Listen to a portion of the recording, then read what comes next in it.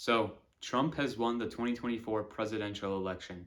And just to get some things out of the way, I could not vote, unfortunately, just a couple months short, but if I could have, I would have voted for Harris. That being said, this is not a video about which candidate is better. This is a video about the misleading stereotypes associated with each political party. I'll be honest, like I just said, I would have voted for Harris. I do not love Trump, but the people of America chose him, and the people of America is much more vast than white people in the South.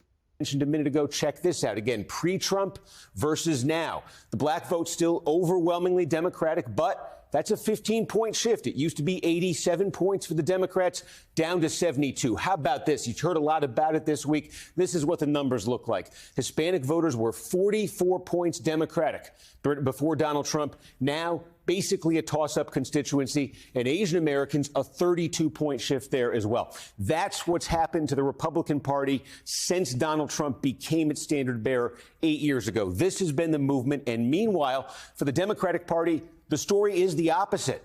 Pre-Trump versus now. Check out some of these movements. Among white voters, this was a 20-point Republican constituency before Trump. Still a Republican constituency, but a little bit less so. And white voters are such a massive share of the electorate. That 4-point shift, very meaningful. Again, college-educated voters now, a core Democratic constituency. Folks earning more than $100,000 used to be a Republican constituency, now a Democratic constituency. I'm certainly not saying that there aren't, bigoted, racist, misogynist people shooting their guns right now or whatever, saying slurs and other shit. But I am saying that that is far, far from the majority of just people in general. And the majority of Trump supporters that tuned in and commented, wow, I'm actually really surprised, guys. I just wanted to say thank you so much to all of the Republicans, conservatives, and Trump supporters that tuned into my video and spent the time to comment. I got actually a lot of really thoughtful, really lengthy comments on there from Trump supporters who were actually not, against me at all. Which, sometimes it's interesting because I can just tell you from my personal experience through these whole politics, right? Sometimes it's easy to, remember like a piece of hateful rhetoric, right? Like hateful rhetoric used for political gain. Sometimes those little pieces of rhetoric, they get stuck in your head and you think that that's how like a whole group of people thinks or like, you get what I'm saying? I think the stigmas associated with voting either Republican or Democrat are very dangerous. Like, either or, someone is going to think of you as public enemy number one. If you vote Republican, that instantly means that you're racist, homophobic, and misogynistic, right? And then if you vote Democrat, that instantly means you're a communist, idiot, woke, liberal kid, right? It's ridiculous. Donald Trump, uneducated white women, is my understanding. You have Latino men, actually, voting more for him. And you have, and black men was not the story. We're not the story here because they voted almost 80% for the vice president. Right. So why do you think that uneducated white women voted against their reproductive health freedoms? And why do you think Latino men voted in favor of someone that's going to says he's going to deport the majority of his community? White women like being called uneducated white women. I think the economy matters, national security matters. But when you put people in these boxes, I think that's a takeaway from this, right?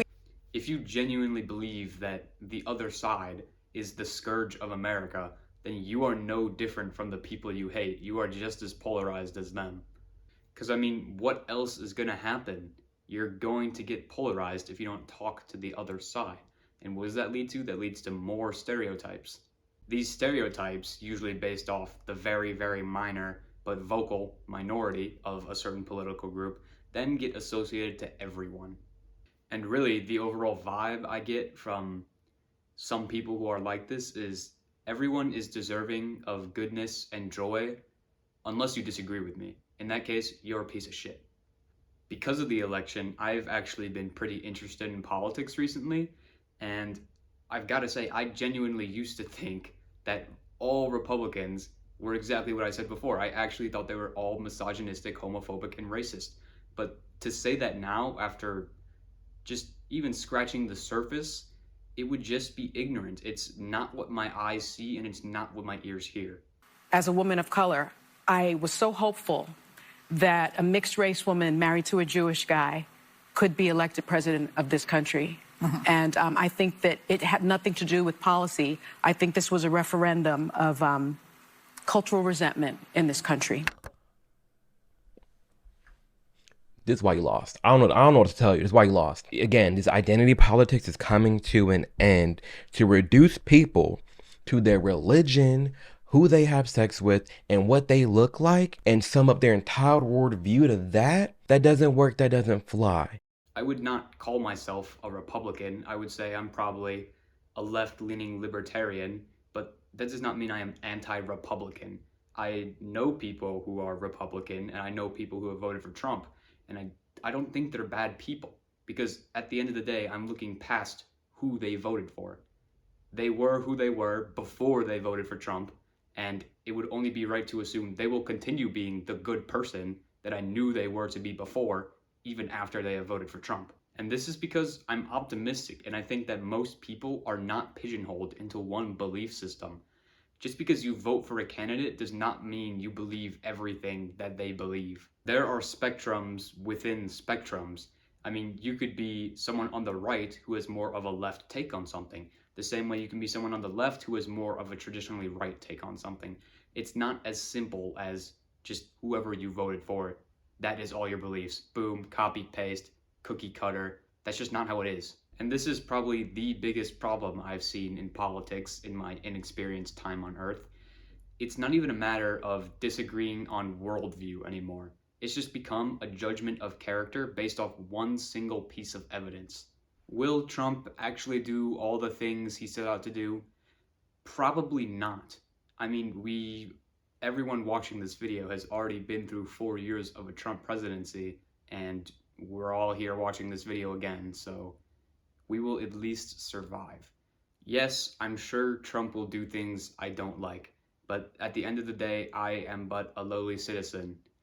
I can choose to either get mad about it and sulk, or I can focus on what I can control, and I can advance my own life regardless of who the president is. If things get really bad in America, which I honestly don't think they will, then I'll update my beliefs. But until then, I would really like to hold on to this optimistic belief that America is not as screwed up as some people make it out to be.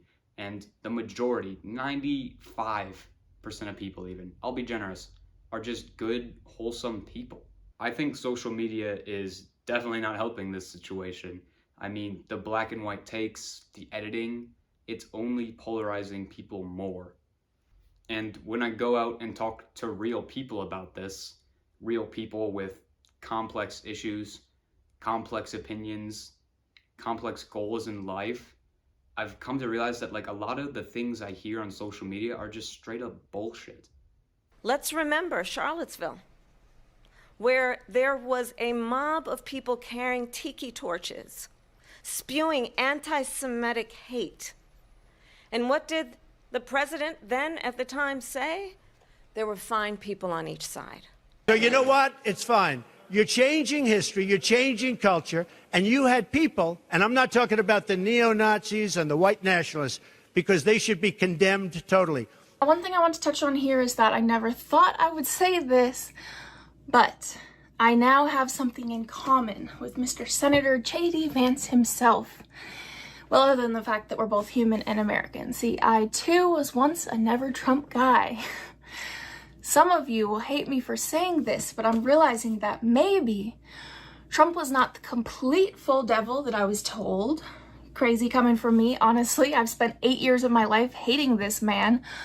What a waste of energy. Is it possible he has been over-criticized and misunderstood this entire time? I have seen good on social media, but I have also seen plenty of bad, and it's honestly extremely draining to look at, no matter how entertaining I find it. But to say that these extremists I see on social media who are hidden and have no responsibility for their actions, to say that they are the entirety of the party, that is ridiculous. That is not fair. And look, I really can't debate anyone on economics or foreign affairs. I simply just don't know anything about that. The point of this video is not to debate, like I said in the beginning, who the better candidate is. This is just a cry out to be a decent person and treat everyone with respect. Hear them out and give them a chance.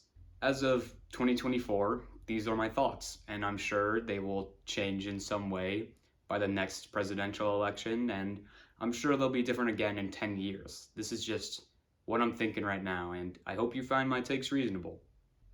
Here's what I want to end with. I think everyone should vote for who they want to, educate themselves, hear from multiple perspectives, and above all, be willing to change your beliefs. Have a good day, you guys.